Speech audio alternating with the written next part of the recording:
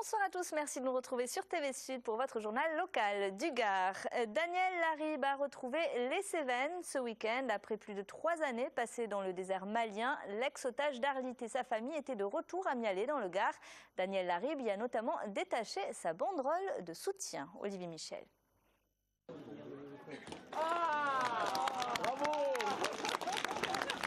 Après 1139 jours passés selon ses termes dans un désert de captivité et d'intolérance, Daniel Laribe a retrouvé samedi un autre désert fait lui de liberté et de tolérance, les Cévennes et leurs senteurs qui ne l'ont pas quitté. Je suis content de retrouver cette vallée, les Cévenols, que j'ai tant arpenté. Bon, là-bas c'était des effluves d'acacia, hein, mais ici c'est des effluves de chêne vert. Mais ça ne m'a pas quitté, oui. Effectivement, chaque fois que je faisais un feu, je pensais à la cheminée de notre maison ici à Possan.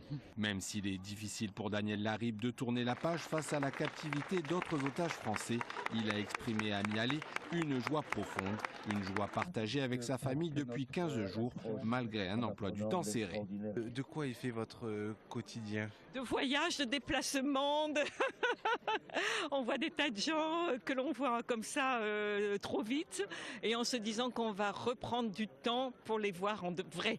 On s'est fait un vrai week-end en famille et puis mes enfants ont fait la reconnaissance de leur grand-père.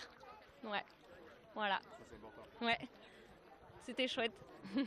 La célébration s'est ponctuée par le dépôt des banderoles de soutien au pied de l'olivier planté pour les 2 ans de captivité, un olivier dont Daniel Laribe verra pousser les fruits. À Nîmes, l'Union pour les entreprises du Gard dénonce pour le département un taux de fiscalité parmi les plus élevés de France. L'UPE qui compte quelques 3500 adhérents dans le Gard. Dans leur ligne de mire, le versement transport destiné à participer au financement des transports collectifs urbains. Un versement à régler au mois de décembre aux intercommunalités. Opposé au principe, l'UPE du Gard lance une pétition sur Internet. Écoutez. Nous avons en 2005 eu quasiment le doublement du versement transport, qui est passé de 1% à 1,80%. Il faut savoir que cette taxe est directement assise sur la masse salariale des entreprises, donc elle vient directement pénaliser l'emploi. Nous sommes pour contribuer au développement général de nos villes, de nos agglomérations, etc., pour le bien-être de nos salariés, de nos clients, de nos fournisseurs. Mais on ne peut pas payer plus pour avoir un service qui est moindre. Donc nous demandons 2 choses. À partir du 1er janvier, c'est une baisse de ce versement de transport. La deuxième étant d'utiliser le trop perçu, les plusieurs millions d'euros qui ont été perçus de façon, à notre sens, injuste, soit mis au service du développement économique, mais dans un vrai partenariat avec les entreprises. C'était donc Éric Giraudier, l'ancien président de la Chambre de commerce et d'industrie de Nîmes. Nîmes Métropole, site préfigurateur pour la mise en place du nouveau contrat de ville.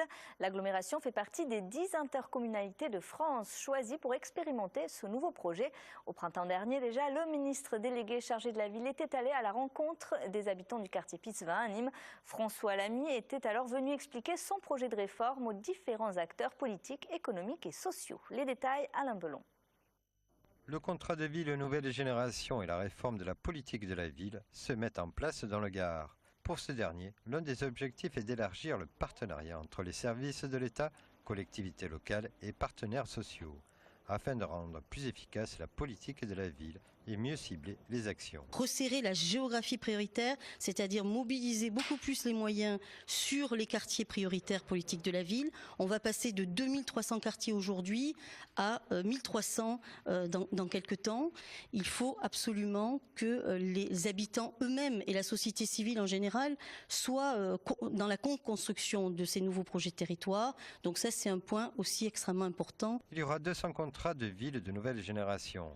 Il implique diverses opérations comme l'aménagement urbain, la démolition ou la réhabilitation de logements, ainsi que les actions régies par le plan national de rénovation urbaine, qui compte aujourd'hui 750 sites en France. Pour Nîmes, nous ne connaissons pas encore le nombre de quartiers qui seront retenus. D'ores et déjà, l'agglo et la ville et nous travaillons pour l'essentiel sur Pisevin-Val-de-Gour. Ensuite, un autre changement, c'est la nature des opérations qui seront cofinancées. On peut citer en particulier la question des copropriétés dégradées qui intéresse fortement Nîmes. Et enfin, On peut signaler que les conventions seront sur 10 ans, alors qu'à l'heure actuelle, elles étaient sur 5 ans. Le choix des quartiers seront définis après les élections municipales. La réforme de la politique de la ville et les contrats de ville de nouvelle génération débuteront en janvier 2015. C'est la fin de ce journal. Merci de l'avoir suivi. À tout à l'heure.